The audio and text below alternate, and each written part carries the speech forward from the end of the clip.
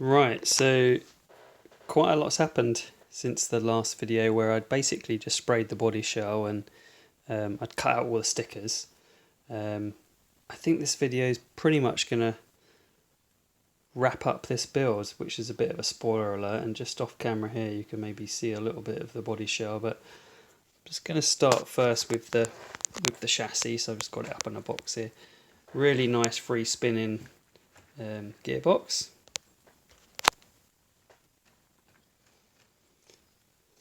Nice ball race bearings.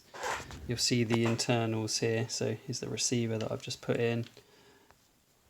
Here's the speed controller, and the battery loads from the underneath. This tray slides off, and then you can see just down in here as well as the on and off switch. So that's kind of the chassis. I'm just going to pause the video and I'll switch it on, and I haven't run this yet. This will be the first time to see if she lives, so bear with me. Okay, so we are live now, and you can see the little light on. So steering, here we go, and then I guess that generated a little bit of movement. Here we go. Sounds like a nice gearbox. So that is the rolling chassis. Let's move that just to one side and have a little look. I suppose the main event, because the last video was about the body shell. So here it is, sprayed, stickers applied. These lamps are kind of they're screw-on with washers. You had to paint those black and white. I used my new friend, the modelling tape, to get the look on those just about right. A little bit of a mess up on a sticker. It was a really hard one to get right, actually, to get all the stickers in the right place, but I'm really pleased with how it's turned out. The thing that drew me to the Hornet was just the look, the kind of retro buggy look, and I think it has turned out pretty good. I'll stick it on the body shell in a minute, but then the last thing just to show you is the little driver, which I'm always wary of cocking up.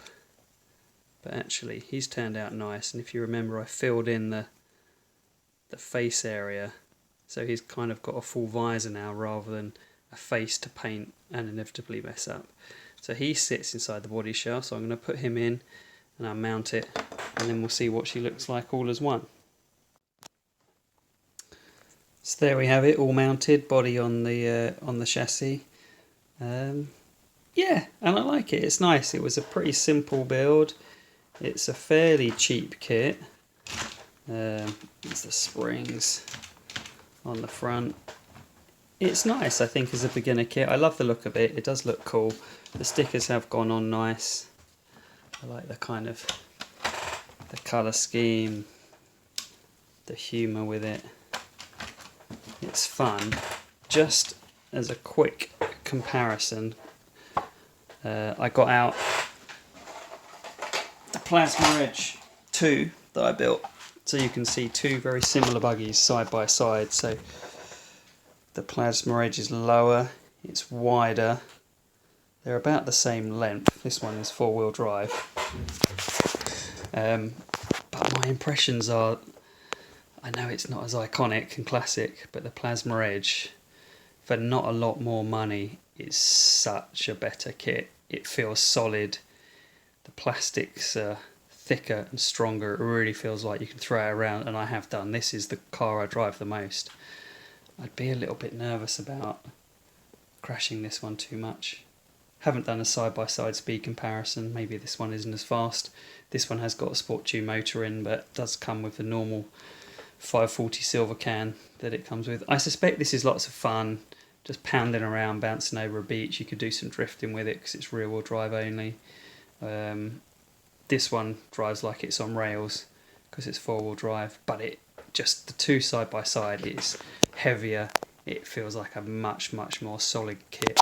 Oil-filled shocks all round, 4-wheel drive shaft, and I think in the end there's maybe only £20 or £30 difference between the actual kit.